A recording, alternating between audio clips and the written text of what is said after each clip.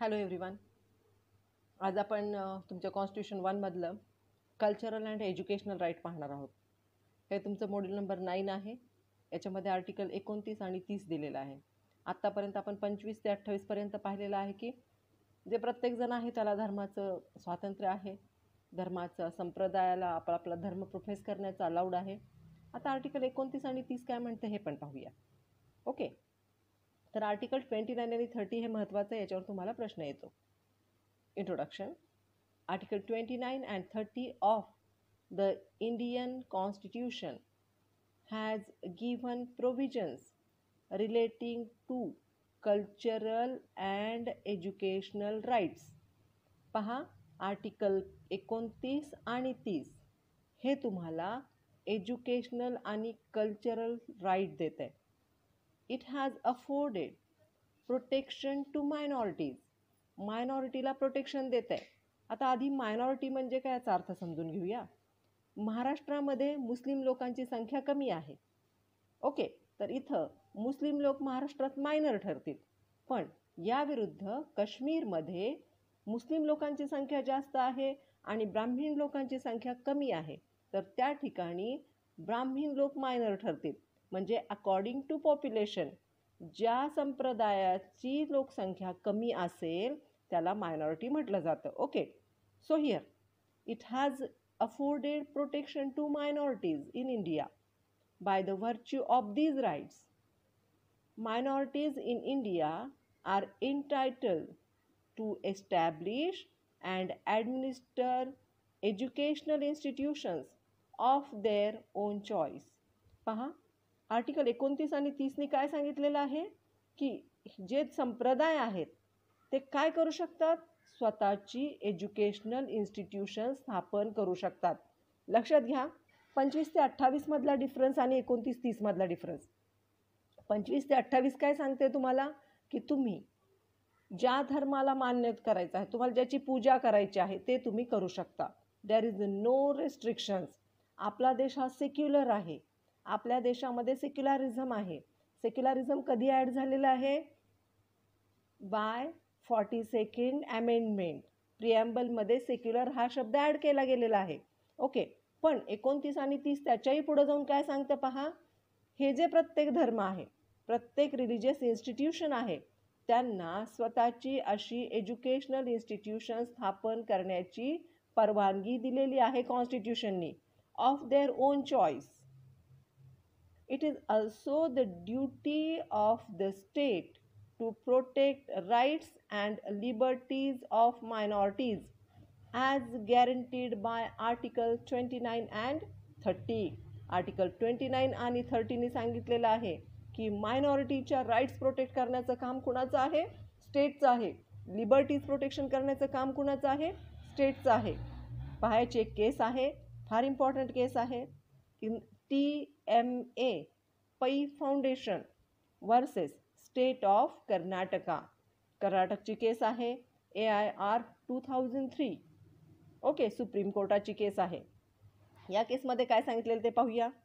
Court sed that object behind article 29 and 30 is. ऑब्जेक्टला underline करा. या केसमध्ये ऑब्जेक्ट सांगितलं. 29 आणि 30चा उद्देश काय आहे? recognition and prevention of different type of people with diverse languages and different beliefs. जे आपल्याकडे विविध लोक पसरलेले आहेत, जे कशावर विश्वास ठेवतात, विविध विश्वास आहेत किंवा ज्यांच्या वेगवेगळ्या भाषा आहेत, या सगळ्यांचं प्रोटेक्शन करता यावं, त्यांच्या राईटचं प्रोटेक्शन व्हावं म्हणून आर्टिकल 29 आणि 30 हे कॉन्स्टिट्यूशनमध्ये आहेत. ओके, याचं उद्देश काय आहे? Cultural and educational right. Article 29 and 30. Okay, so here with constitute the essence of secularism in India. Secularism पाळायचं असेल तर सगळ्या धर्माला प्रोटेक्शन द्यायला पाहिजे, सगळ्या धर्मांना इक्वल दर्जा द्यायला पाहिजे. आणि इक्वल दर्जा दिल्यानंतर कुठलाही धर्म हा स्टेटचा राजधर्म नाही, म्हणून आपण सेक्युलर आहोत.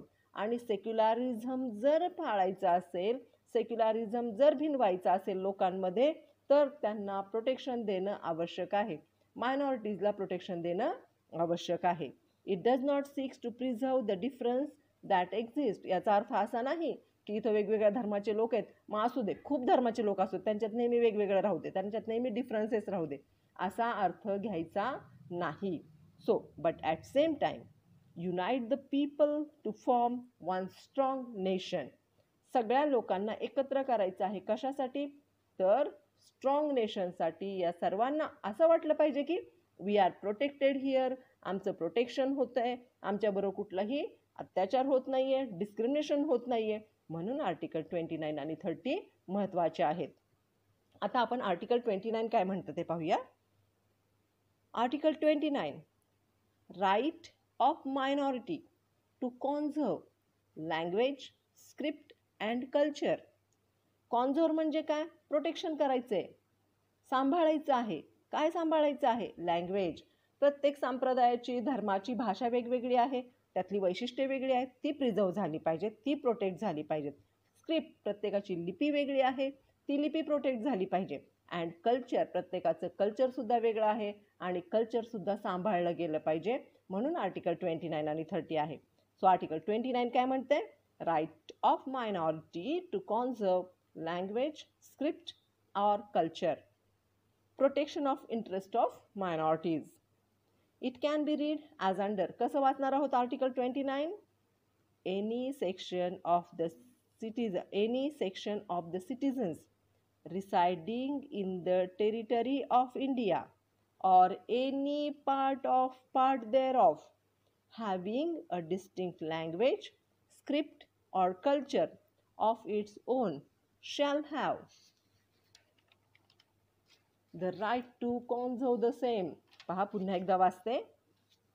एनी सेक्शन, कुठलंही सेक्शन असू दे सिटिझनचं, of the citizen residing in the territory of India, भारतामध्ये राहणाऱ्या, कुठल्याही भूभागावर राहत असू दे तुम्ही, or any part thereof, कुठल्याही पार्टमध्ये राहत असा, हॅविंग अ डिस्टिंक्ट लँग्वेज, तुमची विविध भाषा असू दे, स्क्रिप्ट असू दे, तुमची लिपी वेगळी असू दे, or culture of its own, त्यांचं प्रत्येकाचं कल्चर वेगळं असू दे, shall have the right to conserve the same, आणि प्रत्येकाचा अधिकार आहे की आपली लिपी, आपली भाषा, आपलं कल्चर प्रोटेक्ट करायचं आहे प्रत्येकाने.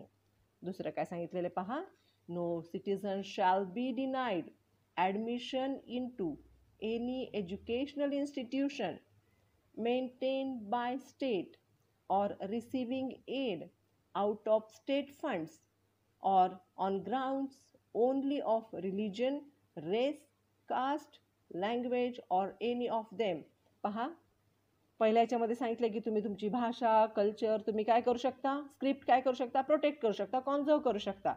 दुसऱ्या पॉईंटमध्ये काय सांगितलेलं आहे आर्टिकल 29च्या, की कुठल्याही सिटिझनला कुठल्याही संस्थेमध्ये, एज्युकेशनल इन्स्टिट्यूशनमध्ये ॲडमिशन घेण्यापासून रोखू शकत नाही. मेंटेन बाय द स्टेट, प्रत्येक स्टेटची परवानगी घेतल्याशिवाय आपण कुठली एज्युकेशनल इन्स्टिट्यूशन चालू करू शकत नाही. ऑर रिसिव्हिंग एड, किंवा स्टेटची मदत घेणाऱ्या ज्या काही संस्था आहेत, एज्युकेशनल इन्स्टिट्यूशन आहेत, तिथल्या कुणालाही बंधन करता येणार नाही. कशाच्या आधारे? On grounds only of religion, त्याची जात, त्याचा रेस म्हणजे वंश, कास्ट म्हणजे धर्म, लँग्वेज त्याची भाषा, ऑर एनी ऑफ देम, त्यांच्यापैकी कुठल्या याच्यावर डिस्क्रिमिनेशन होणार नाही. म्हणजे तुम्ही समजा उद्याच्याला मद्रस्यात ॲडमिशन घ्यायला गेलात आणि तर जर गव्हर्नमेंट एडेड असेल तर यू कॅन, किंवा तुम्ही एखाद्या संस्कृत शिकल्या जाणाऱ्या किंवा भगवद्गीता शिकवली जाणाऱ्या अशा एखाद्या इन्स्टिट्यूशनमध्ये ॲडमिशन घ्यायला गेलात तर यू कॅन. तुम्ही एखाद्या ख्रिश्चन स्कूलमध्ये ॲडमिशन घ्यायला गेलात तर you can, because this right has given under article 29 to every citizen of India. प्रत्येक सिटिझनला अट काय टाकलेली आहे की ती गव्हर्नमेंट एडेड असावी किंवा गव्हर्नमेंटची त्याला परवानगी असावी. Okay. The benefit of Article 29 is not confined only to minority group. Article 29 हा फक्त मायनॉरिटीसाठी नाही, हे लक्षात ठेवा. But extends to all citizens, whether belonging to majority or minority group. असं नाही की मेजॉरिटीचा मुलगा आहे त्याला इन्स्टिट्यूशनमध्ये ॲडमिशन नाही द्यायचं, असं नाही. किंवा मायनॉरिटीचा मुलगा आहे आणि हे सेक्शन फक्त मायनॉरिटीसाठी आहे, असंही नाही. हे मेजॉरिटीच्या मुलांसाठी सुद्धा आहे, मेजॉरिटी सिटीजनसाठी सुद्धा आहे आणि मायनॉरिटी सिटीजनसाठी सुद्धा आर्टिकल 29 आहे. हे लक्षात ठेवूनच तुम्हाला उत्तर लिहायचं आहे. This constitutional provisions protects the language, script or culture. काय कल्चर कीप करतं? तुमची भाषा, तुमचं स्क्रिप्ट म्हणजे तुमची लिपी आणि तुमचं कल्चरसुद्धा प्रोटेक्ट करतं of the section of the citizen. प्रत्येक सेक्शनमधलं कुणी पण असू दे, त्याची भाषा कुठली आहे ती प्रिझर्व केली जाते, त्याचं स्क्रिप्ट प्रिझर्व केलं जातं, त्याचं कल्चर प्रिझर्व केलं जातं. Okay. In matter of admission to any state-aided educational institution, protection is available to both majority and minority groups. Okay. State shall not make discrimination with reference to admission of any person on the basis of religion, race, caste, language or any of them. तिथं तुमचं admission नाकारलं जाणार नाही की तुम्ही कुठल्या धर्माचे आहात, तुम्ही कुठल्या वंशाचे आहात, तुम्ही कुठल्या जातीचे आहात किंवा तुमची भाषा वेगळी आहे किंवा याच्यापैकी कुठल्याही याच कारणावरून तुमचं ॲडमिशन हे नाकारलं जाणार नाही. ओके. याची एक केस आहे ती पाहूया. State of Madras versus Champakam Dorairajan. ही दोराईराजनची केस फार इम्पॉर्टंट आहे. ही तुम्हाला कायम फायद्यात येणार आहे. AR 1951ची केस आहे ही. सुप्रीम कोर्टाची 226 पान number. An order of Madras government had fixed the proportion of student of each community that could be admitted in the state medical and engineering college. पहा, मद्रास गव्हर्नमेंटने ठरवलं की जातीवाईज आपण ॲडमिशन द्यायचं आहे. इंजिनिअरिंग आणि मेडिकल कॉलेजला या जातीचे एवढेच घ्यायचे, त्या जातीचे तेवढेच घ्यायचे, अशा पद्धतीने त्यांनी ठरवलेलं होतं. The order was challenged on the ground that it denied admission to a person only on the ground of religion or caste. एका विद्यार्थ्याला त्यांनी ॲडमिशन दिलं नाही आणि त्यांनी जाऊन कोर्टामध्ये केस दाखल केली आणि सांगितलं की माझं जे ॲडमिशन आहे ते रिलिजन आणि कास्टच्या बेसिसवर नाकारण्यात आलेलं आहे. The petitioners in this case were denied admission only because they were Brahmins. त्यांचं ॲडमिशन का नाकारलं गेलं? कारण ते ब्राह्मिन्स होते म्हणून. Okay. The supreme court held that the order invalid for being violation of article 29 sub clause 2. आणि काय सांगण्यात आलं सुप्रीम कोर्टाने सांगितलं ही ऑर्डर कशी आहे? इनव्हॅलिड आहे. आर्टिकल 29 सब क्लॉज 2 नुसार प्रत्येकाला ॲडमिशन मिळायलाच पाहिजे. पहा, again in state of Bombay versus Bombay educational institution किंवा बॉम्बे एज्युकेशन सोसायटी. AR 1954ची केस आहे. सुप्रीम कोर्टाची केस आहे. An order issued by the Bombay government banning admission to those whose language was not English to a school using English as a medium of instruction was declared invalid under Article 29 subclause 2. पहा, cases लक्षात ठेवायचे आहेत. Cases तुम्हाला लिहायचे आहेत. MCQs लिहिताना सुद्धा तुम्हाला फायद्यात येणार आहे आणि तुमचे प्रॉपर आन्सर्स देताना सुद्धा तुम्हाला हे फायद्यात येणार आहेत. CETची मुलं जे हे लेक्चर पाहत आहेत त्या मुलांनी MCQसाठी हा प्रश्न लक्षात ठेवायचा आणि जे रेग्युलर स्टुडंट आहेत त्यांनी पूर्ण उत्तर लिहिण्यासाठी या केसेस लक्षात ठेवायच्यात. ओके.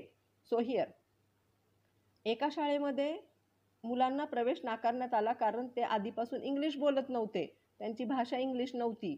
कारण त्यांच्या शाळेमध्ये भाषा कुठली शिकवली जात होती? फक्त इंग्लिशमधून सगळं शिक्षण दिलं जात होतं. आणि कोर्टाने काय ठरवलं? This is invalid. Article 29 is not absolute but at the same time some implied restrictions can be imposed on it. पहा, आपण प्रत्येक ठिकाणी पाहिले की आधी सांगितलं की ऑल परमिशन, काही कायदा असू दे तुम्हाला परमिशन आहे, पण काही रिस्ट्रिक्शनसुद्धा टाकलेले आहेत. आपले कॉन्स्टिट्यूशन मेकर फार हुशार होते. त्यांनी आपल्याला पूर्णपणे ॲब्सोल्यूट स्वातंत्र्य दिलेलं नाही, स्वैराचार करू दिलेलं नाही. तिथे काही रेस्ट्रिक्शनसुद्धा टाकलेले आहेत आणि आर्टिकल 29ला सुद्धा रेस्ट्रिक्शन्स आहेत. पहा, या केसमध्ये पाहूया. Rameshchandra versus principal BBI college. AR 1953 all India reporter 90 पेजवर आहे. Allahabad High Court held that the protection of Article 29 subclause 2 does not apply where the student is expelled from an institution on the ground of discipline.